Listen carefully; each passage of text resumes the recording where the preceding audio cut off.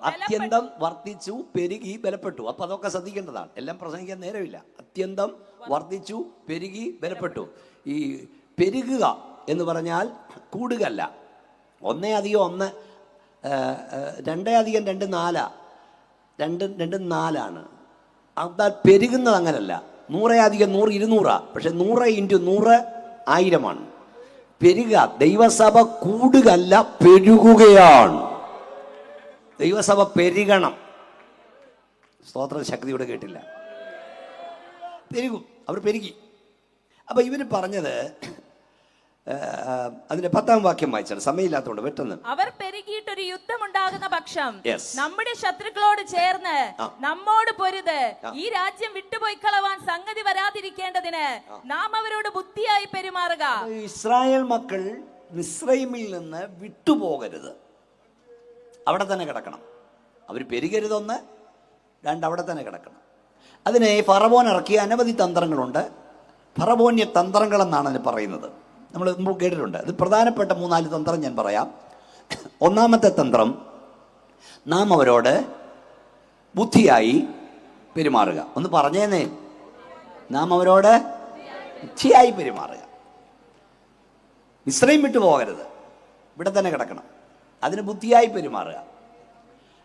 ആ തന്ത്രമാണ് സാത്താൻ ആദ്യം ഇറക്കുന്നത്. ബുദ്ധിയായി പെരുമാറുക. അവരോട് പറഞ്ഞു, നിങ്ങൾ അതിരിങ്കൽ ആരാധിച്ചോ, അപ്പുറത്തോട്ട് പോയിരുന്നാൽ മതി. നിങ്ങൾ പുരുഷന്മാർ മാത്രം പൊയ്ക്കോ, സ്ത്രീകളെ കൊണ്ടുപോയിരുന്നാൽ മതി. ഇങ്ങനെ പല കാര്യം പറഞ്ഞു. അതിലൊന്നാണ് ബുദ്ധിയായി പെരുമാറുക. അതെന്താന്ന് ഞാൻ പറയാം. ഇങ്ങോട്ട് നോക്കിയിരുന്നേ ചണ്ടപ്പെട്ടക്കാരെ. എൻ്റെ അപ്പനെ കായംകുളത്ത് നിന്ന്, ഞാൻ കായംകുളംകാരനാണ്, നിങ്ങൾക്കറിയാം, രക്ഷിക്കപ്പെട്ടതിൻ്റെ പേരിൽ, സ്നാനപ്പെട്ടതിൻ്റെ പേരിൽ ഒരു ദോഷവും അദ്ദേഹം ചെയ്തില്ല. യേശു കർത്താവിൻ്റെ കൽപ്പനയാണ് രക്ഷിക്കപ്പെട്ടവൻ സ്നാനപ്പെടണം. അങ്ങനെ സ്നാനപ്പെട്ടതിൻ്റെ പേരിൽ എൻ്റെ അപ്പനെ അവിടുത്തെ ഒരു സഭ മുടക്കി, എൻ്റെ അമ്മയും മുടക്കി. ഇപ്പം അവരാരെയും മുടക്കുന്നില്ല. ഇപ്പം അവർ പറയുന്നത്, നിങ്ങൾ എവിടെ വേണേലും പോയി മുങ്ങിക്കോ, പക്ഷെ ഇവിടെ പൊങ്ങിക്കോണം. അങ്ങനെ പലയിടത്തും പോയി മുങ്ങി അവിടെ പൊങ്ങി നിൽക്കുക. എന്നിട്ട് അവർ പാടും. എന്താ പാടുന്നത്? ഫറവോനു ഞാൻ ഇനി അടിമയല്ല, പരമസിയോനു ഞാൻ. ഉമ്മനാട് പോയി തമ്പേറും വാങ്ങിച്ചുകൊണ്ട് വന്ന് കൊട്ടി അങ്ങ് പാടുക. ഫറവോന് ഞാൻ അടിമയല്ല. എവിടെ നിന്നാണ് പാടുന്നത്? ഫറവോൻ്റെ തിണ്ണക്കിരുന്നായി പാടുന്നത്. ബുദ്ധിയായി പെരുമാറുക. ഈ കാനവച്ച സ്നാനപ്പെട്ടപ്പം അദ്ദേഹത്തെ മുടക്കി. അപ്പോൾ അദ്ദേഹം ചോദിച്ചു, ഞാൻ ദൈവകൽപ്പനയായ സ്നാനമേറ്റതിൻ്റെ പേരിൽ നിങ്ങൾ മുടക്കുന്നു. നിങ്ങൾക്ക് തൻ്റെ ഇടം ഉണ്ട്, ഇവിടുത്തെ കുടിയന്മാരെയല്ല ഒന്ന് മുടക്കാൻ പറഞ്ഞു. ഉടനെ അവർ പറഞ്ഞിടൂ, ഇയാൾ പറയുന്ന ഒരു കുടിയന്മാരെ എല്ലാം മുടക്കാൻ തുടങ്ങി, ഇവിടെ ആള് കാണത്തില്ലടോ. മനസ്സിലായോ? അപ്പം ദൈവകൽപ്പന അനുസരിച്ചവനെ മുടക്കും. ഇപ്പം മുടക്കുന്നില്ല. അങ്ങനെ പലയിടത്തും പോയി മുങ്ങി അവിടെ പൊങ്ങി നിൽക്കുക. അതിലേക്ക് പിന്നെ പറയാം, ബുദ്ധിയായി പെരുമാറുക. സ്തോത്രം. ഈ വിശ്വാസ സ്നാനം എന്ന് പറഞ്ഞാലേ ചെങ്കടൽ കിടക്കുക. അത് സ്നാനത്തിന് മുൻകുറി. ഞാൻ വിശേഷം പ്രസംഗിക്കാനല്ലേ എന്നെ വിളിച്ചേ. ഈ ചെങ്കടൽ കടന്നവൻ പിന്നെ മിസ്രൈമിലേക്കുണ്ടോ? ഇല്ല. അവരെ തമ്മിൽ വേർപെടുത്ത ചെങ്കടല. പിന്നെ മരുഭൂമിയിൽ ദൈവത്തെ ആരാധിക്കുക. മരുഭൂമിയിലാണ്. ഈ സ്നാനമെന്ന് പറഞ്ഞാൽ അതെല്ലാവരും ഒന്നും പ്രസംഗിക്കത്തില്ല. ഇപ്പം ആരും പറയുന്നുമില്ല. പാപത്തിന് മരിക്കുന്നതാണ് മാനസാന്തരമെങ്കിൽ, ആ മരിച്ചവനെ കുഴിച്ചിടുന്നതാണ് എന്ത്? സ്നാനം. അപ്പൊ മാനസാന്തരം സത്യമെങ്കിൽ അതോടൊപ്പം എന്തോ ഉണ്ട്? സ്നാനമുണ്ട്. മരണത്തോടൊപ്പം എന്തോ ഉണ്ട്? അടങ്ങുന്നില്ലല്ലോ. നിങ്ങളുടെ നാട്ടിൽ ഒരാൾ മരിച്ചാൽ എന്തോ ചോദിക്കും? അയ്യോടാ എപ്പോഴാ അടക്കുന്നത്? അതോ നിങ്ങളുടെ നാട്ടിൽ ആ ഏർപ്പാടില്ലയോ? എപ്പോഴാ അടക്കുന്നത്? നീ മരിച്ചെന്ന് കേൾക്കുമ്പോൾ ഏറ്റവും അടുത്ത പ്രിയപ്പെട്ടവളും ചോദിക്കുക, എപ്പോഴാ അടക്കുന്നത്? വല്ല ചാലും നിന്നെ നടക്കണം അവർക്ക്. ഇപ്പോഴാണ് ഈ മോർച്ചറി വന്നത്. മോർച്ചറി, പണ്ട് മോർച്ചറി ഇല്ല. നേരത്തോട് നേരം വെച്ച് പാടും. ഇപ്പം പിള്ളേരെല്ലാം മസ്കറ്റിലും ദോഹയിലും UK യിലും USA യിലും ആയപ്പം അമ്മച്ചിക്കും അച്ചായനും കുറേ നേരം ഫ്രീസറിൽ ഇരിക്കാൻ ഭാഗ്യം കിട്ടി. മരിച്ചിട്ട് അടക്കാത്തവരെ എവിടെ വെച്ചേക്കുന്നേ? ഉറക്കെന്ന് പറയുന്നേ. അപ്പം മാനസാന്തരപ്പെട്ടിട്ട് സ്നാനപ്പെടാത്തവൻ എവിടെ ഇരിക്കുന്നേ? ഫ്രീസറിൽ. മരണം സത്യമാണെങ്കിൽ അടക്കം സത്യമാണ്. മാനസാന്തരം സത്യമാണെങ്കിൽ സ്നാനം സത്യമാണ്. ആദ്യം മരിക്കുക പിന്നെ അടക്കുക എന്നല്ല. സോറി, ആദ്യം അടക്കുക പിന്നെ മരിക്കുക എന്നല്ല. ആദ്യം മരിക്കുക പിന്നെ അടക്കുക, അല്ല ആദ്യം അടക്കുക പിന്നെ മരിക്കുക. ഈ പണ്ടൊക്കെ, ഇന്നാ ഫോണൊക്കെ വന്നത്, പണ്ട് ഇങ്ങോട്ട് നോക്കി പണ്ട് ഫോണിൽ വിളിച്ച് പറയും, ഇപ്പം ഫോണിലൊക്കെ വിളിച്ച് പറയും. പണ്ട് ആള് പോയി പറയുമായിരുന്നു മരണവാർത്ത. ഈ ശാക്കാല പറയാൻ തന്നെ ആളുണ്ടായിരുന്നില്ലേ? ഞാൻ പറഞ്ഞ സത്യമല്ലേ? ശാക്കാല പറയാൻ ആളുണ്ടായിരുന്നു. അപ്പം ഒരമ്മച്ചി ഇങ്ങനെ മരിക്കാൻ കിടക്കും. മരിച്ചെന്ന് വിചാരിച്ച് എല്ലാവരും ചെന്ന് പറഞ്ഞിട്ട് വരുമ്പോൾ അമ്മച്ചി ഇരുന്ന് പൊടിയരിക്കഞ്ഞ് കുടിക്കും. അങ്ങനെ ഒരുത്തനെ ശാക്കാല പറയാൻ എല്ലായിടും വിട്ടു. പലവട്ടമായി പാസ്റ്റേ. ഒരു ദിവസം പോയി എല്ലായിടും പറഞ്ഞിട്ട് അവൻ കയറി വരുമ്പം അമ്മച്ചി ഇരുന്ന് പൊടിയരിക്കഞ്ഞ് കുടിക്കുക. അവൻ പറഞ്ഞെന്നാ പറയുന്നത്, ഞാൻ ആണുങ്ങളോടാ വാക്ക് പറഞ്ഞിട്ട് വന്ന്, ചത്താലും ശരി ചത്തിലും ശരി ഇന്ന് അടക്കുകയാണ്. അതൊന്നും അല്ല സ്നാനം. ശരിക്കും ചത്തവനെയാ കുടിച്ചിട്ടുണ്ടേ. ഞങ്ങളെല്ലാരെയും കയറി മുടത്തൊന്നുമില്ല. മാനസാന്തരപ്പെട്ടവനാ സ്നാനപ്പെടേണ്ടത്. സ്വത്രം സ്വത്രം ശക്തിയോടെ കൈയുന്തി ആട്ടി സ്വത്രം പറഞ്ഞു. അപ്പം മനസ്സിലായി, പാപത്തിന് മരിക്കണം. ഇനി നിങ്ങൾ നോക്കിയേ, എനിക്ക് സമയം ഭയപ്പെടുന്നുണ്ട്. നമ്മുടെ നാട്ടിലെ ഒരു ചാക്കോച്ചായൻ, ഈ ചാക്കോച്ചായൻ പേടിക്കല്ലേ, പേരങ്ങ് പറഞ്ഞുള്ളൂ, മരിച്ചു. ചാക്കോച്ചായനെ ഇങ്ങനെ ഇട്ടിരിക്കുന്നു. അന്നത്തെ കാലം ഞാൻ പറയാം, ഞാനൊക്കെ കൊണ്ടിട്ടുണ്ട് കുഞ്ഞിലെ, ഇവിടെ ഇരിക്കുന്നവർക്കൊക്കെ അറിയാം. ചുറ്റും എടുത്ത് പാടും, നേരത്തോട് നേരം വെച്ചുകൊണ്ട് പാടും. അങ്ങനെ ഇങ്ങോട്ട് നോക്കാം, എല്ലാവരും ചാക്കോച്ചായൻ ഡെഡ് ബോഡി ഇങ്ങനെ കിടക്കുന്നു. എല്ലാവരും ഇങ്ങനെ പാടി പാടി പാടി പാടി പാടി പാടി വെളുപ്പിനെ 3 മണി ആയപ്പോഴത്തേന് പാടാനിരുന്നവരുടെ എല്ലാം കണ്ണടയാൻ തുടങ്ങി. അത്രയേ ഉള്ളൂ സ്റ്റാമിന. 3 മണിക്കാണ് കണ്ണടയുന്നത്. ഏതാണ്ട് ഇവിടെ 8:30 ആയപ്പോഴും ചേട്ടയൊക്കെ കണ്ണടയാൻ തുടങ്ങി. പിണങ്ങിയൊന്നും ഇരിക്കരുത്, ഞാൻ എല്ലാവരും നോക്കിക്കൊണ്ടിരിക്കുന്നത്. ഉറങ്ങാനും പാടില്ല, പ്രത്യേകിച്ച് പാട്ടുകാർ. അപ്പം 3 ആയപ്പം ഇരുന്നവരുടെ എല്ലാം കണ്ണങ്ങ് അടഞ്ഞു. അപ്പോൾ ചാക്കോച്ചായപ്പോൾ ഇതൊക്കെ കണ്ണങ്ങ് തുറന്നു. അങ്ങനെ കണ്ണ് തുറന്നാൽ അന്ന് രാത്രി പലരുടെയും കണ്ണടയും. കണ്ണ് തുറന്നിരിക്കട്ടെ. ചാക്കോച്ചായ നോക്കിയപ്പം ചുറ്റി ഇരുന്നവരെല്ലാം കണ്ണടച്ചിരിക്കുക. അപ്പോഴാണ് കട്ടിലിൻ്റെ താഴെ 3X റെമ്മ് കൊണ്ടുവച്ചേക്കുക. ആരാണ്ട് സങ്കടം മാറ്റാൻ കൊണ്ടുവച്ചതാ. അച്ചായൻ മരിച്ചതിൻ്റെ സങ്കടം മാറ്റാൻ. അച്ചായൻ പെതുക്കെ കൈ നീട്ടി അതങ്ങെടുത്ത് ആരും കാണാതെ മോന്തിയാൽ അതിൻ്റെ അർത്ഥം ചാക്കോച്ചായൻ മരിച്ചിട്ടില്ലായിരുന്നു, മയങ്ങിക്കിടക്കുകയായിരുന്നു. പാപം സംബന്ധിച്ചും മയങ്ങിയവനെയല്ല കുഴിച്ചിടേണ്ടത്, മരിച്ചവനെയാണ്. പാപം സംബന്ധിച്ച് മരിച്ചവനെ ഫ്ലൈറ്റിൽ യാത്ര ചെയ്യുമ്പോഴേ ഇഷ്ടംപോലെ മോന്താൻ കിട്ടും. ആരും കാണുന്നില്ലെന്ന് പറഞ്ഞ് വാങ്ങി വെട്ടി മോന്തുന്നവൻ മരിച്ചിട്ടില്ല, അവൻ മയങ്ങിക്കിടക്കുകയായിരുന്നു. സ്വത്രം. യോസഫ് പോയ സ്ഥലത്ത് no church, no committee, no Bible, no church, no മൂപ്പൻ. മുടക്കാൻ ആളില്ല, തിരുത്താൻ ആളില്ല, ചോദ്യം ചെയ്യാൻ ആളില്ല. പക്ഷെ യോസഫ് പറഞ്ഞു, ഞാൻ ദൈവത്തെ ഭയപ്പെടുന്നു. കുഞ്ഞെ, ആരും നിന്നെ കാണാത്തപ്പോഴും കാണുന്ന ഒരു സ്വർഗമുണ്ടെന്ന ബോധം നിനക്കുണ്ടെങ്കിൽ പാപം ചെയ്യുവാൻ നീ അറയ്ക്കും. ശക്തിയോടെ കരമടിച്ച് ദൈവത്തെ സൂചിച്ചേ. അല്ലാതെ പാസ്റ്ററെ പ്രസാദിപ്പിക്കാൻ, സഭാവിശ്വാസിയെ കാണിച്ചല്ല നിന്റെ ഭക്തി ജീവിതം. ആസ് ചോദിക്കും, നോ, ദൈവനെ കാണുന്നു. അപ്പൊ പാപത്തിന് മരിച്ചവൻ കുടിച്ചിട്ടുണ്ടും. എങ്ങനെ അടക്കുന്നേ? ചണ്ണപ്പട്ടക്കാരെങ്ങനെ അടക്കുന്നേ? പത്രത്തിലെല്ലാം കൊടുക്കും, ഒരാട് കൊടുക്കും, ഇന്നടത്ത് ഇന്നാര് മരിച്ചു, വന്നു അനുശോചനം. നമുക്കിപ്പോ അനുശോചനമൊക്കെ മാറി ആശംസയായി മാറി. ഇപ്പൊ ചിലർ താഴെ വീണാലും ശവം കൊണ്ടടക്കത്തില്ല, വെച്ചിരുന്ന് അങ്ങ് പറച്ചില്ല. പോട്ടെ. അവസാനം ഒരു പാട്ടുമൊക്കെ പാടി പരസ്യമായി കൊണ്ടടക്കും. അന്തസ്സായി മരിച്ചവനെ അന്തസ്സായി അടക്കും, എല്ലാവരും കാണുക. അല്ലാതെ ശവമടക്കം നടക്കും. കപ്പക്കാലയിലും റബ്ബർ കാലയിലും ഒക്കെ ആരും കാണാതെ കൊണ്ട് കുടിച്ചിടും. അതൊന്നും ശരി മരണമല്ല, കൊലപാതകമാണ്. മനസ്സിലായോ? രക്ഷിക്കപ്പെട്ടെന്നും പറഞ്ഞ് അവിടെ ഇവിടെയും പോയി മുങ്ങിയിട്ടും വീണ്ടും അവിടെ പോയിരുന്ന് കുർബാന കൊള്ളാനല്ല. രക്ഷിക്കപ്പെട്ടവൻ സ്നാനപ്പെടണം. സ്നാനപ്പെട്ടവൻ വേർപാടിന്റെ വിശുദ്ധിയിൽ ദൈവത്തെ ആരാധിക്കണം. അങ്ങനെയുള്ള ദൈവസഭയെ ചേർക്കാൻ യേശു മടങ്ങി വരാറായി. ഒന്നുകൂടെ കൈകൾ അടിച്ച ശക്തിയോടെ ദൈവത്തിന് സ്തോത്രം പറഞ്ഞാണ്. സ്തോത്രം.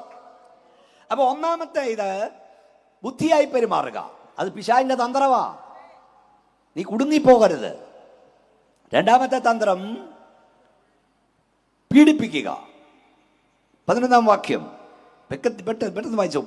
കഠിനവേലകളാൽ അവരെ പീഡിപ്പിക്കുക. ബുദ്ധിയായി പെരുമാറി നടന്നില്ല, പിന്നെ ഉപദ്രവം തുടങ്ങും. ഇതൊക്കെ അനുഭവിച്ചു വന്നവരാണ് ഇവിടെ ഇരിക്കുന്ന പലരും ദൈവമക്കൾ.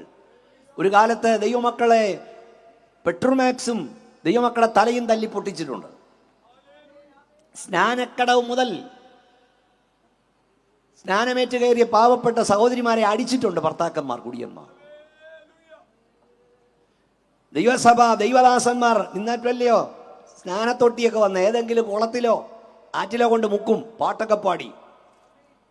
അപ്പൊ സ്നാനം ഇവിടെ നടക്കുമ്പോൾ അപ്പുറത്ത് പട്ടിയെ പിടിച്ച് മുക്കിയിട്ടുണ്ട്. പാരാർമംഗലം എന്ന സ്ഥലത്ത് സ്നാനം നടത്തുമ്പോൾ കമ്പി വടി കൊണ്ട് ആ ദൈവദാസനെ അടിച്ചു. ആ വെള്ളത്തിൽ രക്തം വീണു. പക്ഷേ അധികം താമസിയാതെ 2 ചർച്ചുകൾ അവിടെ ഉടലെടുത്തു. ഒന്ന് കൈയടിച്ചോ, ശക്തിയോടെ സ്തോത്രം പറഞ്ഞു. ഒരു തുള്ളി രക്തം ഒരു അഭിഷക്തന്റെ ദേശത്ത് വീണാൽ അത് ദൈവം ചോദിക്കും, മറക്കരുത്.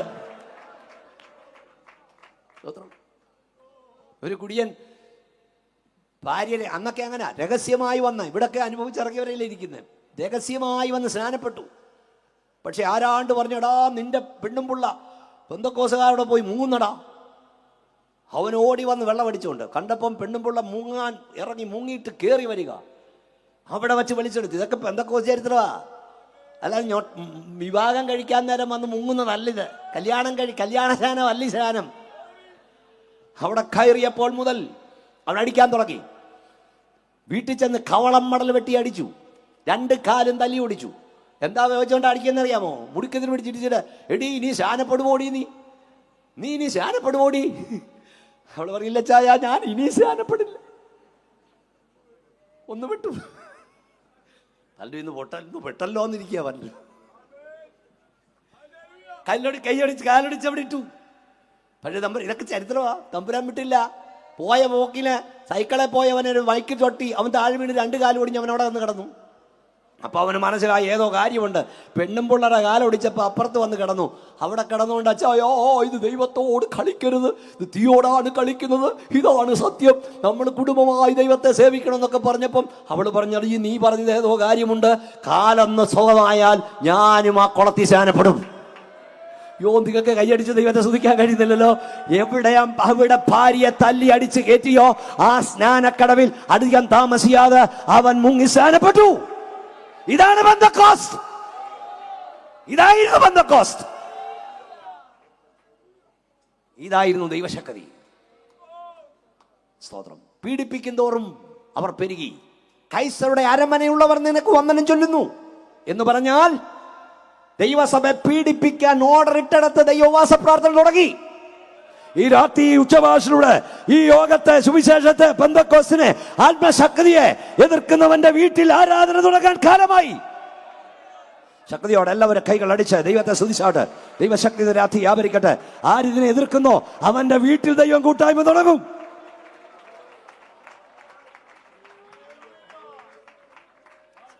പീഡിപ്പിക്കുക. 1 ബുദ്ധിയായി പെരുമാറുക. 2 പീഡിപ്പിക്കുക. 3 15-ാം വാക്യം. എന്നാൽ മിസ്രയീം രാജാവ് ശിപ്ര എന്നും പൂവ എന്നും പേരുള്ള എബ്രായ സൂതികർമ്മിണികളോട് എബ്രായ സ്ത്രീകളുടെ അടുക്കൽ നിങ്ങൾ സൂതികർമ്മത്തിന് ചെന്ന് പ്രസവശയ്യയിൽ അവരെ കാണുമ്പോൾ കുട്ടി ആണാകുന്നുവെങ്കിൽ നിങ്ങൾ അതിനെ കൊല്ലണം, പെണ്ണാകുന്നുവെങ്കിൽ ജീവനോടിരിക്കട്ടെ എന്ന് കൽപ്പിച്ചു. അപ്പൊ കുഞ്ഞുങ്ങളെ കൊല്ലുക. പിന്നെ എവിടെ വെച്ച്? പ്രസവശയ്യയിൽ വെച്ച് കൊല്ലുക, ജനനവേളയെ കൊല്ലുക. 2 പേരെ ആക്കി. ശിപ്ര പൂവ നല്ല പേരാ. പൂവ എങ്ങോട്ട് പോവാ? എവിടെ കുഞ്ഞുങ്ങളുണ്ടോ അവിടെ പോവാ. ഈ രക്ഷിക്കപ്പെട്ടവൻ എവിടെ ഉണ്ടോ? ചില ആളുകൾ യോഗത്തിൽ വരുന്ന വചനം കേൾക്കാനൊന്നുമല്ല, ആരെങ്കിലും രക്ഷിക്കപ്പെടാൻ കൈവക്കുന്നു നോക്കാനാ, സ്നാനപ്പെടാൻ കൈവക്കുന്നു നോക്കാനാ. എന്നിട്ട് അടുത്ത ദിവസം അവിടെ വീട്ടിൽ ചെല്ലും ജനനവേലയെ കൊല്ലാൻ. അങ്ങനെ ശിപ്രാപൂവന്മാർ ഇപ്പോഴും ഉണ്ട്, ജനനവേലയെ കൊല്ലുക. പക്ഷെ അവിടെ എഴുതിയിരിക്കുന്ന പദം കേൾക്കണോ? അവർ ദൈവത്തെ ഭയപ്പെട്ടതുകൊണ്ട് രാജാവിൻ്റെ കൽപ്പന ഭയപ്പെടാതെ അവരെ കൊല്ലാതെ വിട്ടു. അവിടെ അങ്ങ് നിർത്തിയിരുന്നെങ്കിൽ അവിടെ നിർത്തും നല്ല വേദപുസ്തകം. വായിച്ച സിസ്റ്റർ അടുത്ത വാക്യം. അതുകൊണ്ട് ദൈവം സൂതികർമ്മിണികൾക്ക് നന്മ ചെയ്തു. കൈ ഒന്ന് ഉയർത്തിയാട്ടി സ്വതന്ത്രം പറഞ്ഞ് കേട്ടോ. ഉച്ചഭാഷ ഒത്തിരി കേൾക്കുന്നുണ്ടല്ലോ. ദൈവത്താൽ അനുഗ്രഹിക്കപ്പെട്ടവനെ നീ അനുഗ്രഹിച്ചാൽ നിനക്കും നിന്റെ തലമുറയ്ക്കും അനുഗ്രഹമാണ്. ദൈവം മാനിച്ചവനെ നീ മാനിച്ചാൽ നിനക്കും നിന്റെ സന്താനങ്ങൾക്കും മാന്യതയാണ്. എന്നാൽ ഇന്ന് രാത്രി ഞാൻ പറയാം, ദൈവത്താൽ അനുഗ്രഹിക്കപ്പെട്ടവനെ, എല്ലാവരും പ്രാർത്ഥിച്ചുകൊണ്ടിരുന്നു, ദൈവത്താൽ വിളിക്കപ്പെട്ടവനെ കാരണം കൂടാ നീ അപമാനിച്ചാൽ, കാരണം കൂടാ നീ വേദനിപ്പിച്ചാൽ, കാരണം കൂടാ നീ സങ്കടപ്പെടുത്തിയാൽ, പ്രൈസ് ദി ലോർഡ്, അവൻ മറുപടി പറഞ്ഞില്ലെങ്കിലും അവന്റെ ദൈവം മറുപടി പറയും, മറക്കരുത്. അതിന് തെളിവ് വ്യക്തത വായിച്ചോ സിസ്റ്ററെ. ഒന്ന് ശൗമേലിന്റെ പുസ്തകം 15:2. 1 ശൗമേൽ 15:2 പെട്ടെന്ന് വായിക്കാം. 1 ശൗമേൽ 15-ാം അധ്യായം 2-ാം വാക്യം. ഇസ്രായേൽ മക്കൾ മിസ്രയീമിൽ നിന്ന്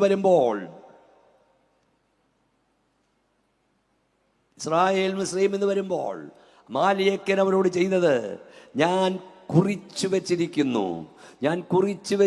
വായിക്കേ, പെട്ടെന്ന് വായിക്കേ. 1 ശൗമേൽ 15-ാം അധ്യായം 2-ാം വാക്യം. സൈന്യങ്ങളുടെ യഹോവ ഇപ്രകാരം അരുളി ചെയ്യുന്നു, ഇസ്രായേൽ മിസ്രയീമിൽ നിന്ന് പുറപ്പെട്ടു വരുമ്പോൾ വഴിയിൽ വെച്ച് അമാലേക്ക് അവരെ ആക്രമിച്ച് അവരോട് ചെയ്തതിനെ കുറിച്ച് ഞാൻ കുറിച്ചു വെച്ചിരിക്കുന്നു. ആകയാൽ നീ ചെന്ന് അമാലേക്കിനെ തോൽപ്പിച്ച് അവർക്കുള്ളതൊക്കെയും നിർമൂലമാക്കി കളക. കാലങ്ങൾ കഴിഞ്ഞാലും ദൈവം മറക്കില്ല. ഒരു പാവപ്പെട്ടവനെ നീ ദ്രോഹിച്ചാൽ, ഒരു ദൈവത്തിന്റെ അഭിഷക്തനെ നീ തല്ലിയാൽ, അവൻ 2 കൈയും കെട്ടി നിന്ന് കൊണ്ടുകൊണ്ട് പോവും. പക്ഷെ ഇടപെടുന്ന ഒരുവൻ സ്വർഗത്തിലുണ്ടെന്ന് ഓർത്തോണം. ഞങ്ങൾ തിരിച്ചാലില്ല. ഒരു ദൈവദാസനെ, കണ്ണൂരിൽ പ്രവർത്തിക്കുന്ന ഒരു ദൈവദാസനെയും ഭാര്യയും രാത്രി കുറച്ചുപേര് വന്ന് വിളിച്ചു, അത്യാവശ്യമായി വരണം, രോഗിയായ ഒരാൾ കിടക്കെന്നും പറഞ്ഞ്. പാവപ്പെട്ടവൻ വിചാരിച്ച് ശരിയാണ്. ഞാനും ഭാര്യയും കൂടെ സ്കൂട്ടർ എടുത്ത് പോയി. ഇരുളിൻ്റെ മറവിലെത്തിയപ്പോൾ താഴെയിട്ട് ചവിട്ടി. കുറെ കാലം മുമ്പാ. ഇപ്പോഴത്തെ പോലെ പ്രതിഷേധവും പ്രശ്നമൊന്നുമില്ല. ആരും കേസും എടുത്തില്ല. അവന്മാർ പോയി, ജീവൻ കിട്ടി, അവർ തിരിച്ചു വന്നു. ഇന്ന് രാത്രി പറയാം, ലോകത്തിലെ ആരും കേസെടുത്തില്ലെങ്കിലും സ്വർഗീയ ഗവൺമെൻറ് കേസെടുത്തിട്ടുണ്ട്. അതാ ദൈവനീതി. ദൈവം അവർക്കും നന്മ ചെയ്തെന്ന്. ഒന്നുകൂടെ ആവർത്തിക്കാം. ദൈവത്താൽ അനുഗ്രഹിക്കപ്പെട്ടവനെ നീ അനുഗ്രഹിച്ചാൽ നിനക്ക് നിന്റെ തലമുറയ്ക്കും അനുഗ്രഹമാണ്. ഈ പെന്തക്കോസ്തിലെ തലമുറ അനുഗ്രഹിക്കപ്പെടാൻ കാരണം കുശുമ്പ് കുത്തിയിട്ട് കാര്യമില്ല. പട്ടിണിയുടെ കാലത്തും ഇല്ലായ്മയുടെ കാലത്തും പാവപ്പെട്ട ദൈവദാസന്മാരെ വീട്ടിൽ കയറ്റി കുഞ്ഞുങ്ങൾക്ക് പാലൊഴിച്ച് ചായ കൊടുക്കാനില്ലാത്ത കാലത്ത് അവർക്ക് കൊടുത്തു. ഒരു മുട്ടയുള്ളത് പുഴുങ്ങി അവർക്ക് കൊടുത്തു. അപ്പം പിള്ളേർ പോലും വിശന്നിരുന്നു. ഇപ്പോഴും പറയാം, ഉപദേശിക്ക് കിട്ടാനാ, നോ നോ നോ നോ. അതുകൊണ്ട് എന്തോ പറ്റിയെന്നറിയാമോ? തലമുറയെ ദൈവം കൈവിട്ടില്ല. കയ്യൊന്നാട്ടി സ്തോത്രം പറഞ്ഞ്. ഈ പെന്തക്കോസ്തിൻ്റെ ആറ്റംബകാല നേതാക്കളുടെ അല്ലെങ്കിൽ അഭിഷക്തന്മാരുടെ എല്ലാം ആത്മകഥ ഞാൻ വായിച്ചിട്ടുണ്ട്. കുക്കു സാഹിബിൻ്റെയും ഉണ്ണുണ്ണി സാറിൻ്റെയും TK സൗമേൽ എല്ലാവരുടെയും വായിച്ചിട്ടുണ്ട്. നമ്മുടെ CK ദാനിയേലപ്പച്ചൻ്റെയൊക്കെ TG ഉമ്മനപ്പച്ചൻ്റെയൊക്കെ. അപ്പോൾ അവർ ഈ ആത്മകഥയിൽ എഴുതിയിട്ടുണ്ട്. എന്താണെന്നറിയാം എഴുതിക്കുന്നത്? ഈ കുമ്പനാട് നിന്ന് ഈ കൊട്ടാരക്കര ആയൂരൊക്കെ വരാൻ എത്ര കിലോമീറ്റർ ഉണ്ട്? വണ്ടി ഓടിയിട്ട് നിന്ന് എത്ര നേരം എടുത്ത് ഇവിടെ വരുന്നത്? അവർ പട്ടിണിയുടെ കാലമാണെന്ന് അവരെ നടക്കുക. അപ്പോൾ ഈ CK ദാനിയേലപ്പച്ചൻ്റെയും TG ഉമ്മനപ്പച്ചൻ്റെയൊക്കെ ആത്മകഥയിൽ എഴുതിയിരിക്കുന്ന ഇങ്ങനെയാണ്: കുമ്പനാട് നിന്ന് ക്ലാസ് കഴിഞ്ഞ് ഉച്ചയ്ക്ക് ഞാൻ അവിടെ നിന്ന് നടക്കുവാൻ തുടങ്ങി. നടന്നു വരുമ്പോൾ എനിക്ക് ക്ഷീണം തോന്നി. എന്നിട്ടൊരു വീട്ടുപേരെഴുതി ആ വീടിൻ്റെ ഗേറ്റിങ്കിൽ ഞാൻ പോയിരുന്നു. അവിടുത്തെ തള്ള അങ്ങനെ എഴുതിയേക്കുന്നത് എനിക്ക് ഒരു ഗ്ലാസ് മോരും വെള്ളം കൊണ്ടു തന്നു. സ്തോത്രം. അങ്ങനെ ആരംഭിച്ചതായി പ്രസ്ഥാനം.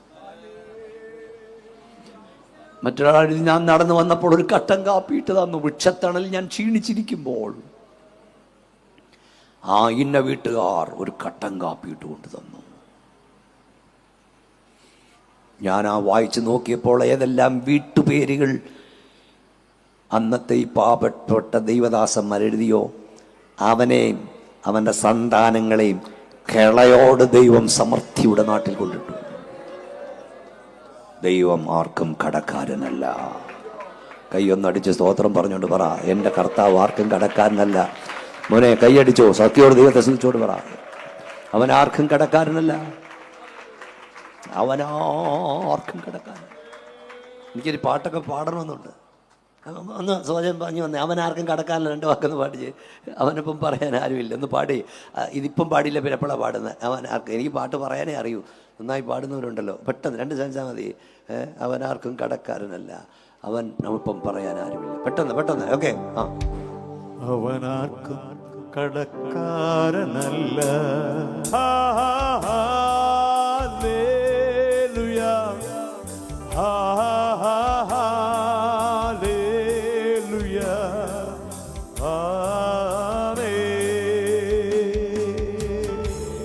കൈയോളം അടിച്ച് ദൈവത്തെ സ്തുതിച്ച് ചക്രി. ഞങ്ങൾ ഒരു തിയറി പ്രസംഗിക്കുകയല്ല, അനുഭവമാണ്. ഞങ്ങൾ ഈ അനുഭവമാണ് പ്രസംഗിക്കുന്നത്. ഞങ്ങളുടെ കർത്താവ് ആർക്കും കടക്കാരനല്ല. എൻ്റെ അപ്പനൊരു പാസ്റ്ററല്ലായിരുന്നു. എൻ്റെ അപ്പൻ പാസ്റ്റർമാർക്ക് അരി കൊണ്ട് കൊടുക്കുന്ന ആളായിരുന്നു. ദേവദാസിൻ്റെ ആർക്കൊക്കെ അറിയാം. 2 കിലോ പട്ടിണിയുടെ കാലത്ത്, പെന്തക്കോസിൻ്റെ, ഇന്നത്തെ സമൃദ്ധിയുടെ കാലമല്ല, ഞങ്ങളുടെ കൊച്ചുകൂടിൽ അനേക അഭിഷക്തന്മാരെ കൊണ്ട് പാർപ്പിച്ചു. 2 കിലോ കപ്പ വാങ്ങിയാലല്ലോ 1 കിലോ പാസ്റ്റർ വീട്ടിൽ കൊടുത്തു വിട്ടു. 1 നാഴി അരി ഉണ്ടെങ്കിൽ 1 നാഴി അവിടെ കൊടുത്തു വിട്ടു. അതുകൊണ്ട് ദൈവം തൻ്റെ നാമത്തോട് കാണിച്ച സ്നേഹം മറന്നില്ല. എനിക്ക് 7 വയസ്സുള്ളപ്പോൾ നിങ്ങൾക്കറിയേണ്ട സാക്ഷി, എൻ്റെ അപ്പൻ നിത്യത്തിലേക്ക് പറന്നു പോയതാണ്. പക്ഷെ സ്വർഗത്തിലെ ദൈവം എന്നെ ഓടിച്ചിട്ട് അങ്ങ് തീറ്റ. ഞാൻ എൻ്റെ വീട്ടിൽ നിന്ന് കഴിക്കുന്നതിനേക്കാൾ നാട്ടിൽ നിന്നാ വേണ്ടായെന്നും പറഞ്ഞു ഓടുക. നീ കുശുമ്പോ കുത്തിക്കോ, ഇത് കേട്ടിട്ട് എൻ്റെ അടിയിലൊക്കെ വന്ന് കമൻ്റ് അടിച്ചോ, നീ അതും പറഞ്ഞിരിക്കത്തേ ഉള്ളൂ. അതുകൊണ്ടാണ് ഇങ്ങനെ നിൽക്കുന്ന ഈ പരുവത്തി. ഈ ആകാശത്തിന് കീഴിൽ എന്തെല്ലാം ശ്രേഷ്ഠ ഭോജ്യങ്ങളുണ്ടോ, ഏറ്റവും വില കൂടിയ ഭക്ഷണം കൊണ്ടോ, അതെല്ലാം എൻ്റെ മുമ്പിൽ ദൈവം കൂമ്പാരമായി കൂട്ടി. പറന്ന് നടക്കുക. വിളിക്കുന്നിടത്തോട്ട് വയ്യായെന്ന് പറയുക. അടുത്ത ആഴ്ച ഇതേ സമയത്ത് ഞാൻ ദൈവം വെച്ചാൽ UK നിന്നിരിക്കും. കർത്താവിന് വരുക. അവനാർക്ക് കടക്കാറ്. ഒരു അഭിഷക്തന് 10 രൂപ കൊടുത്ത് 10,000 പേരോട് പറഞ്ഞുകൊണ്ട് നടക്കല്ലേ. ഒരു പാവപ്പെട്ട ദൈവവേനെ കുഞ്ഞിനെ, എനിക്ക് വായി വരുന്ന ദൂത് ഓരോന്നും പരിശുദ്ധാത്മാവ് തരുന്ന ഒരു പാവപ്പെട്ട പെൺകുഞ്ഞിനെ കെട്ടിക്കാൻ 3.25 പണം കൊടുത്തിട്ട് നീ 10 പത്രത്തിൽ പരസ്യം ചെയ്യരുത്. സ്തോത്രം. ആരും അറിയണ്ട, ആരും കാണണ്ട. നീ ചെയ്തതിനൊക്കെ പ്രതിഫലം തരുന്നൊരു സ്വർഗമുണ്ടെന്ന് രൂത്തിനോട് പറയുന്നു. യോബസ് പറയുന്നു, മകളെ, നീ നിന്റെ അമ്മായിയമ്മയോട് ചെയ്തത്, നിന്റെ ബന്ധുക്കളോട് ചെയ്തത് ഞാൻ അറിഞ്ഞെന്ന്. പരിശുദ്ധാത്മാ പറയുക, നീ ചെയ്തത് ഇവിടെ ആരും അറിഞ്ഞില്ലെങ്കിലും, ആരും ബലേവേഷ് പറഞ്ഞില്ലെങ്കിലും, ആരും കൈയടിച്ചില്ലെങ്കിലും, ആരും അപ്രീഷിയേറ്റ് ചെയ്തില്ലെങ്കിലും കാണുന്ന ഒരു സ്വർഗമുണ്ട്. ശക്തിയോടെ കരങ്ങളടിച്ച് അന്യഭാഷ ദൈവത്തെ സ്തുതിച്ചേ. അവൻ ആർക്കും കടക്കാരനല്ല. ബുദ്ധിയായി പെരുമാറുക, പീഡിപ്പിക്കുക, കുഞ്ഞുങ്ങളെ കൊല്ലുക. പിന്നെ പറഞ്ഞു, ഇനി ഞങ്ങൾ കൊല്ലാനൊന്നും വരുന്നില്ല, നിങ്ങൾ തന്നെ അങ്ങ് കൊന്നേക്കണം. അതിപ്പം വിജയകരമായി ഇവിടെ പ്രാവർത്തിയാക്കുക. ഞങ്ങളാരും കൊല്ലാൻ വരത്തില്ല, നിങ്ങൾ തന്നെ അങ്ങ് കൊന്നോ. ഇപ്പം അതാ പാസ്റ്ററെ നടക്കുന്നത്. നിങ്ങൾ തന്നെ കൊന്നു, ഞങ്ങൾ കൊല്ലാൻ വരത്തില്ല. അതുകൊണ്ട് അത് മനസ്സിലാക്കാൻ ഒറ്റ കാര്യം പറഞ്ഞാൽ അവിടെ വിടാം. ഒരു ഭക്തൻ ഇങ്ങനെ പ്രാർത്ഥിച്ചു, കർത്താവേ, പുറത്തെ ശത്രുവിൻ്റെ കാര്യം ഞാൻ നോക്കിക്കൊള്ളാം, അകത്തെ ശത്രുവിൻ്റെ കാര്യം നീ നോക്കണേ. ഏത് കാലഘട്ടത്തിലുള്ള പിശാചിയ വെല്ലുവിളികളെ ദൈവസഭ അതിജീവിച്ചെങ്കിൽ ഈ കാലഘട്ടത്തിലെ സകല വെല്ലുവിളികളെയും അതിജീവിച്ചുകൊണ്ട് ദൈവത്തിന്റെ സഭ മുന്നേറും. വിശ്വസിക്കുന്നവർ ശക്തിയുടെ സ്തോത്രം പറ. പിശാച് തോറ്റവനാണ്, നമ്മുടെ കർത്താവ് ജയിച്ചവനാണ്. എല്ലാ കാലഘട്ടത്തിലെയും സാത്താന്യ വെല്ലുവിളികളെ യഥാർത്ഥ ദൈവസഭ വിജയിച്ചിട്ടുണ്ടെങ്കിൽ ഈ കാലഘട്ടത്തിലെ സാത്താന്യ വെല്ലുവിളികളെയും ദൈവസഭ വിജയിക്കും. ചുരുക്കി പറഞ്ഞാൽ, ഇസ്രായേൽ മക്കൾ മിസ്രയീമിൽ നിന്ന് വരുമ്പോൾ ബാലാഖ് ബിലയാം എന്ന പ്രവാചകനെ കൂലി കൊടുത്തു കൊണ്ടുവന്നവരെ പ്രാകാൻ, അവരെ ശപിക്കാൻ, എന്നിട്ട് 4 ആംഗിളിൽ കൊണ്ട് നിർത്തി പ്രാകാൻ പറഞ്ഞു. ഞാൻ എഴുതിയൊന്നറിയില്ല, സംഖ്യാപുസ്തകം 23-ാം അധ്യായം 7-ാം വാക്യം 1-ാം ഫേസിൽ കൊണ്ട് നിർത്തിയിട്ട് പറഞ്ഞു, ഇവിടെ നിന്ന് നോക്കി പ്രാകാൻ പറഞ്ഞു. അവൻ പ്രാകാൻ വന്നവന്റെ വായിൽ ദൈവം അനുഗ്രഹം കുത്തി നിറച്ചു. ദൈവം പ്രാകാത്തവനെ ഞാൻ എങ്ങനെ പ്രാകും? ദൈവം ശപിക്കാത്തവനെ ഞാൻ അങ്ങനെ ശപിക്കും. ഹല്ലേലൂയ. ശിലാഗ്രഹങ്ങൾ ഞാൻ അവനെ കാണുന്നു. ഓ ഹല്ലേലൂയ. ഇതാ തനിച്ചു പാർക്കുന്ന ഒരു ജനം, ജാതിയുടെ കൂട്ടത്തിൽ എണ്ണപ്പെടുന്നില്ല. രാജകോലാഹലം അവരുടെ മധ്യത്തിലുണ്ട്. അവനെ പിടിച്ചുകൊണ്ട് വന്ന് ഇവിടെ നിന്ന് അനുഗ്രഹം പറഞ്ഞപ്പം വേറൊരു ആംഗിളിൽ കൊണ്ടുവന്നിട്ട് പ്രാകാളാന്ന് പറഞ്ഞു. അപ്പം പറഞ്ഞു, പ്രൈസ് ദി ലോർഡ്, അഭിചാരം ഇസ്രായേലിന് ഫലിക്കയില്ല. ലക്ഷണം വ്യക്തിയ യാക്കോവിന്റെ അടുക്ക നടക്കത്തില്ല. കയ്യടിച്ച് വാതർന്നോണ്ട് പറ, ലക്ഷണം വ്യക്തിയ യാക്കോവിന്റെ അടുക്ക നടക്കത്തില്ല. ആ ബുദ്ധിയില്ലാത്ത ഗലാത്യരെ, നിങ്ങൾ ശുദ്രം ചെയ്ത് മയക്കിയത് ആര്? ശുദ്രമുണ്ട്, മയക്കമുണ്ട്, എന്നാൽ ആഭിചാരം ഇസ്രായേലിന് ഫലിക്കില്ല. ലക്ഷണം വ്യക്തിയ യാക്കോവിന്റെ അടുക്ക നടക്കത്തില്ല. ശുദ്രവും മയക്കവും ഉണ്ട്. നീ യഥാർത്ഥ ദൈവവേദനായി പാർത്താൽ നിന്റെ അടുക്ക ഒരു പണി നടക്കത്തില്ലെന്ന്. സ്തോത്രം. 4 കൊണ്ട് വെച്ച് വായിച്ചു നോക്കിക്കോ. വീട്ടിൽ പോയി 23-7 മുതൽ 9 വരെ, 23-21 മുതൽ 23 വരെ, 24-5 മുതൽ 9 വരെ, 24-15 മുതൽ 17 വരെ, 4 ആംഗിളിൽ കൊണ്ട് നിർത്തി പ്രാകാൻ പറഞ്ഞു. ആവർത്തന പുസ്തകം പിന്നെ തമ്പുരാൻ പറഞ്ഞു, നിന്നെ പ്രാകാൻ ബിലയാം ബാലാക്കിനെ കൊണ്ടുവന്നെങ്കിലും അവന് ചെവി കൊടുക്കാൻ എനിക്ക് മനസ്സില്ലായിരുന്നു. ഞാൻ ആ പ്രാക്ക് അനുഗ്രഹമാക്കി മാറ്റി. ഒന്നുകൂടെ പറയാം, ഏത് കിടികെട്ടിയ പ്രവാചകൻ നിന്നെയും നിന്റെ തലമുറയെ ശപിച്ചാലും ആ ശാപം അനുഗ്രഹമാക്കി മാറ്റാൻ കഴിവുള്ളവൻ. കൈയടിച്ചോ, സ്തോത്രം പറഞ്ഞോ. ഇന്ന് രാത്രി ഇവിടെ കറങ്ങി വന്നിട്ടുണ്ട്. പിശാചുവിന്റെ 1000 ദൂതന്മാരും നിന്നെയും നിന്റെ തലമുറയും പ്രാഗിയാലും ആ പ്രാക്ക് അനുഗ്രഹമാക്കാൻ കഴിവുള്ളവൻ ഈ രാത്രി ഇവിടെ കറങ്ങി വന്നിട്ടുണ്ട്.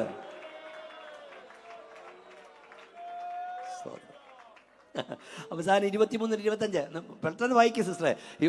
സംഖ്യാപുസ്തകം 23-ാം അധ്യായം 25-ാം വാക്യം. എന്താ ഇങ്ങനെ വിളിച്ചോണ്ട് വന്നവൻ പറഞ്ഞെന്നറിയാമോ? വായിക്കുക.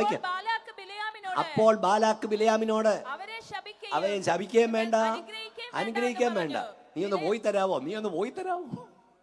എന്തിനു കൊണ്ടുവന്ന? പ്രാകാൻ കൊണ്ടുവന്ന, ശപിക്കാൻ കൊണ്ടുവന്ന. ഇപ്പം പറയാ, ദൈവത്തെ ഓർത്ത് നീ ഒന്ന് പോയി തരാവോ? നീ ദൈവകൃപയിൽ നിന്നാൽ ലോകത്തിലൊരു ശക്തിക്കും നിന്നെ ഒതുക്കാൻ കഴിയില്ല. പ്രമാണത്തിൽ നിന്നാൽ ആർക്കും നമ്മെ പ്രാഗി ഒതുക്കാൻ കഴിയില്ല.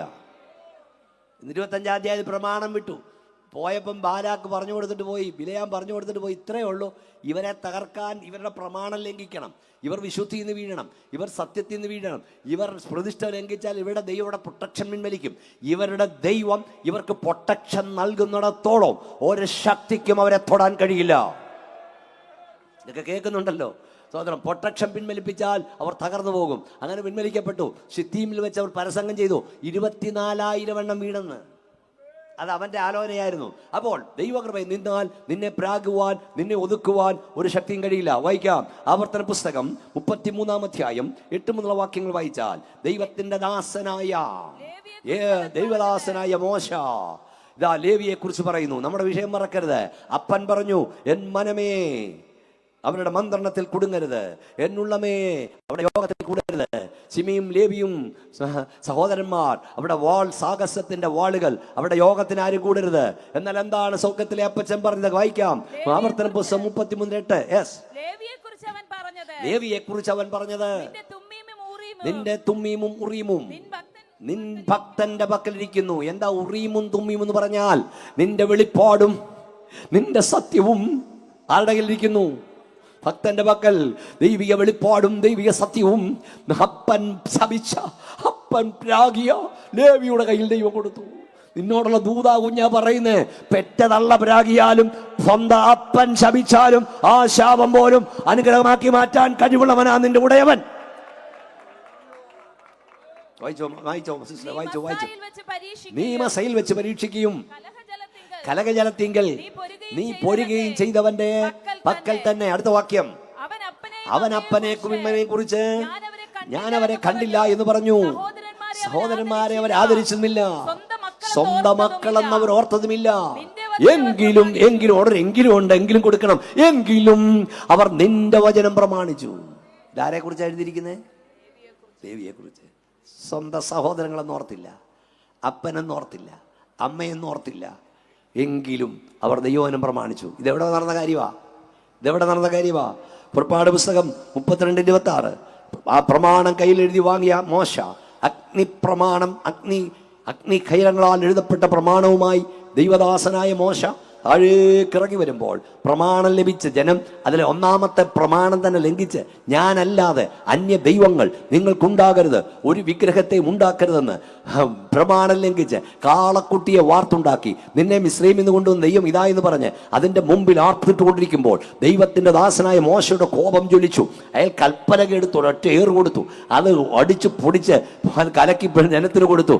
എന്നിട്ട് അയാൾ വിളിച്ചു പറഞ്ഞു, എന്താ വിളിച്ചു പറഞ്ഞേ? യഹോവയുടെ പക്ഷത്തുള്ളവൻ മാറി നിൽക്കട്ടെ, യഹോവയുടെ പക്ഷത്തുള്ളവൻ മാറി നിൽക്കട്ടെ എന്ന് പറഞ്ഞപ്പോൾ വായിക്ക് സിസ്റ്ററെ, വായിക്കേ. മോശെ പാളയത്തിന്റെ വാതിൽക്കൽ നിന്നുകൊണ്ട് യഹോവയുടെ പക്ഷത്തിലുള്ളവൻ എന്റെ അടുക്കൽ വരട്ടെ എന്ന് പറഞ്ഞു. എന്നാറേ ലേവ്യർ എല്ലാവരും അവന്റെ അടുക്കൽ വന്നുകൂടി. അവൻ അവരോട്, നിങ്ങൾ ഓരോരുത്തൻ താന്താന്റെ വാൾ അരക്കി കെട്ടി പാളയത്തിൽ കൂടി വാതിൽ തോറും കടന്ന് ഓരോരുത്തൻ താന്താന്റെ സഹോദരനെയും താന്താന്റെ സ്നേഹിതനെയും താന്താന്റെ കൂട്ടുകാരനെയും കൊന്നുകളവിൻ എന്നിങ്ങനെ ഇസ്രായേലിന്റെ ദൈവമായ യഹോവ കൽപ്പിക്കുന്നു. യഹോവയുടെ പക്ഷത്തുള്ളവൻ എന്റെ അടുക്കൽ വരട്ടെ എന്ന് മോശ പറഞ്ഞപ്പോൾ ആര് എന്നാ? ലേവ്യന്മാർ നിന്നു. യാക്കോബിന്റെ വീട്ടിൽ ശുദ്ധീകരണം നടത്താൻ ആരൊക്കെ ഉണ്ടായിരുന്നു? ശിമിയും ലേവിയും. എന്നാൽ സിനായി പർവ്വതത്തിന്റെ അടിവാരത്തിൽ ശുദ്ധീകരണം നടത്താൻ ശിമിയെ കാണുന്നില്ല, ലേവി. ഇതൊക്കെ ദൂത. ആരെല്ലാം എടുത്ത ആത്മാവിന്റെ വാള് താത്തുവെച്ചാലും നീ എടുത്ത ആത്മാവിന്റെ വാൾ താത്തുവെക്കരുത്. ആരെല്ലാം എടുത്ത വിശുദ്ധിയുടെ പ്രമാണം താത്തുവെച്ചാലും നീ എടുത്ത വിശുദ്ധിയുടെ പ്രമാണം താത്തുവെക്കരുത്. ഈ യോഗത്തിൻ്റെ നോട്ടീസ് കണ്ടിട്ടാണ് തോന്നുന്നു എൻ്റെ സ്നേഹിതൻ, അദ്ദേഹത്തിന് ഇപ്പം പോകാൻ വയ്യാതെ വിട്ടിരിക്കുക, ബാബു ചെറിയാൻ പാസ്റ്റർ എന്നെ വിളിച്ചു, എനിക്ക് മെസ്സേജ് ഇട്ട്. ഞാൻ ഇന്നലെ കോവളത്തിന് പോകുമ്പം അനേക ദൈവദാസന്മാർ ഞാൻ ഇത് പറയാറുണ്ട്, ഈ സത്യങ്ങൾ പെന്തക്കോസ്തിൻ്റെ ഈടേറിയ വചനസത്യങ്ങൾ ഇനിയും എത്ര നാൾ പ്രസംഗിക്കാൻ ആൾ കിട്ടുമെന്ന് ഭയപ്പെടുക. ഇത് പറയാൻ ഇനി ആളുണ്ടാകുന്ന എനിക്കറിയില്ല. സത്യവാസന, ഞാൻ മണക്കാലയിൽ നമ്മുടെ കോശി സാറ് മരിക്കുന്നതിന് മുമ്പ് അവിടെ ഒരു ക്ലാസ് എടുക്കുകയാണ്, രാവിലെയും വൈകിട്ടും കൊണ്ട്. അദ്ദേഹം അങ്ങ് ജനത്തിൻ്റെ ഇടയിൽ നിന്ന് കേൾക്കുകയായിരുന്നു. ഇത് റെക്കാർഡ് പോലെ ആ വയോവൃദ്ധൻ, ആ അഭിഷക്തൻ മുമ്പോട്ട് കയറി വന്ന് എൻ്റെ കൈ പിടിച്ച്, ലാസ്റ്റ് വന്നിട്ട് എൻ്റെ കൈ പിടിച്ച് പാസ്റ്റേ, എന്നിട്ട് അദ്ദേഹം പറഞ്ഞു, മോനച്ച ഇനിയും ഇത് പറയാൻ ആര് കാണുമെന്ന്, ആര് കാണുമെന്ന്. ഞാൻ വിശ്വസിക്കുന്ന ദൈവം ആരെയൊക്കെ ഒരുക്കും. ഇപ്പം എല്ലാം പണത്തിൻ്റെ പുറകെയും പ്രതാപത്തിൻ്റെ പുറകെയും സമൃദ്ധിയുടെ പുറകെയും പോവുക. എനിക്കൊരാഗ്രഹമുണ്ട്, പ്രൈസ് ദി ലോർഡ്, ലേവി എടുത്ത വാൾ അവസാനം വരെ കയ്യിലുള്ളതുപോലെ ആത്മാവിൻ്റെ വാൾ ഞാൻ എടുത്തത് എൻ്റെ അവസാനം വരെ എൻ്റെ കയ്യിൽ കാണണം. എനിക്കിവിടെ പ്രതാപം വേണ്ട, എനിക്കിവിടെ കസേര വേണ്ട, എനിക്കിവിടെ നേതാവാകണ്ട, എനിക്ക് എൻ്റെ യേശുവിനെ ഉയർത്തിയാൽ മതി. പറ്റി അത് നീതിയായി കണക്കിട്ടു. തമ്പുരാൻ പറഞ്ഞു, എൻ്റെ ഉറീമും തുമ്മീമും ഞാൻ എൻ്റെ ഭക്തൻ്റെ കൊടുക്കുക, എൻ്റെ വെളിപ്പാട് സത്യവും. അവിടെ എഴുതി അടുത്ത വാക്യം വായിച്ച് കേട്ട് തീർന്നില്ലെന്ന് തോന്നുന്നു. ആവർത്തന പുസ്തകം 8:9 കൂടെ വായിച്ചേ, 9-ാം വാക്യം എല്ലാം വായിക്കാൻ നേരമില്ല. നിൻ ഭക്തൻ മസയിൽ വെച്ച് പരീക്ഷിക്കുകയും കലകലത്തിൽ നിന്ന് പൊരുകയും ചെയ്തൊരു പക്കൽ തന്നെ. എന്നിട്ട് അടുത്ത പദം എന്താ എഴുന്നറിയാമോ? അടുത്ത പദം എഴുന്നറിയാമോ? അപ്പനെ അമ്മയെയും കുറിച്ച് വായിച്ചു. അവൻ അപ്പനെയും അമ്മയെയും കുറിച്ച് ഞാൻ അവരെ കണ്ടില്ല എന്ന് പറഞ്ഞു. സഹോദരന്മാരെ അവൻ ആദരിച്ചില്ല, സ്വന്തം മക്കളെന്ന് ഓർത്തതുമില്ല. നിന്റെ വചനം അവർ പ്രമാണിച്ചു. അടുത്ത വാക്യം, നിന്റെ നിയമം കാത്തുകൊള്ളുകയും ചെയ്തു. നിന്റെ നിയമം കാത്തു. അടുത്ത വാക്യം യാക്കോബിന് നിന്റെ വിധികളും. ഇങ്ങോട്ട് നോക്കിയ, അതുകൊണ്ട് അവർ യാക്കോബിന് നിന്റെ വിധികളും ഇസ്രായേലിന് ന്യായപ്രമാണവും. നിങ്ങൾക്ക് മനസ്സിലായില്ലോ? വെടിവെട്ടുന്ന സ്വതന്ത്രം പറഞ്ഞേ. ശപിച്ച അപ്പന് നിന്റെ വിധി മോൻ യോസിച്ചു കൊടുക്കും, ഉപദേശം കൊടുക്കുമെന്ന്. അതുകൊണ്ട് അവർ യാക്കോബിന് നിന്റെ ചട്ടങ്ങളും ഇസ്രായേലിന് നിന്റെ വിധിയും ഉപദേശിച്ചു കൊടുക്കുമെന്ന്. നിന്നെ പ്രാഗിയവന് ഈ വെളിപ്പാട് പറഞ്ഞു കൊടുക്കാൻ ദൈവം നിന്നെ നിയോഗിക്കുമെന്ന്. ആട്ടി ഓടിച്ചവൻ നിന്നെ ആട് വിട്ട് വിളിപ്പിക്കുമെന്ന്. നിന്നെ വീട്ടിൽ നിന്ന് പടിയടച്ച് പിണ്ടം വെച്ചവൻ നിന്റെ പ്രാർത്ഥന കൊതിക്കുമെന്ന്. കരടിച്ച് ദൈവത്തെ സൂചിപ്പിക്കാൻ കഴിയുമോ?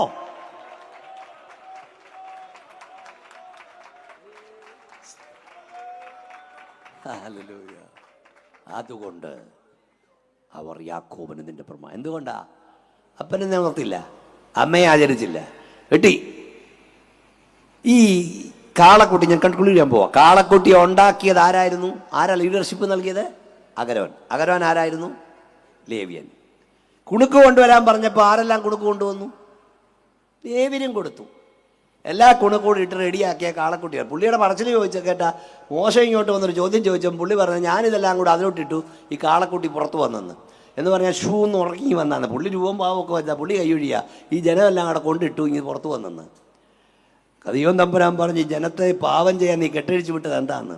അപ്പം ഞാൻ പറയാൻ വന്നത്, ഇങ്ങോട്ട് നോക്കി, ഈ സ്കെച്ചും പ്ലാനും തയ്യാറാക്കിയതും കാളക്കുട്ടി ഉണ്ടാക്കിയതും ആരാ? അഗരോൻ. അവൻ ആരായിരുന്നു? ലേവ്യൻ.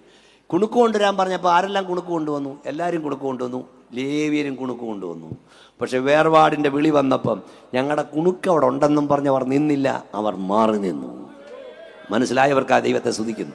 ഇവിടുത്തെ പല പള്ളികളും പണിത ഞങ്ങളുടെ വല്യപ്പന്മാരും കൂടാ, അവരും കല്ല് ചുമന്നതാ.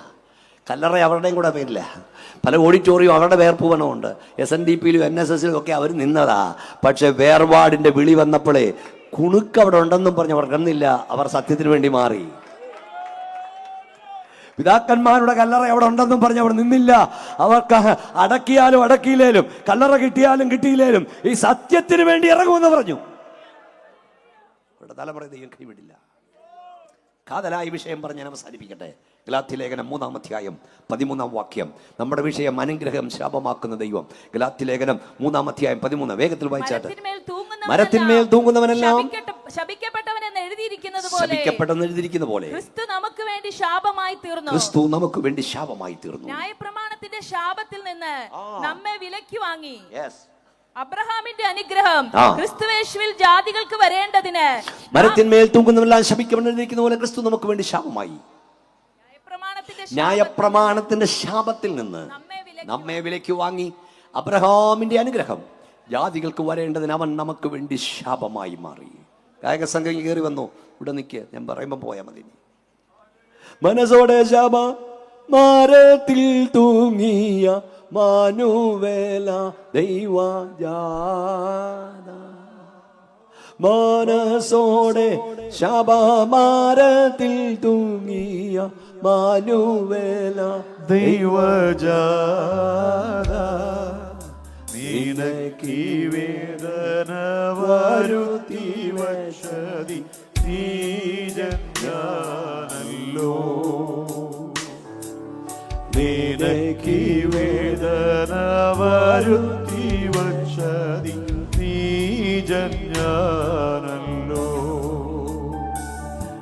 മനുഷ്യവർഗം പാപം ചെയ്തപ്പോൾ 3 വിധത്തിലുള്ള ശാപം വന്നു. 1, മൃഗജാലങ്ങളുടെ മേൽ ശാപം. എന്നെ നോക്കി പ്രാർത്ഥിച്ചുകൊണ്ടിരിക്കണം, ആരും ഇവിടെ നിൽക്കരുത്.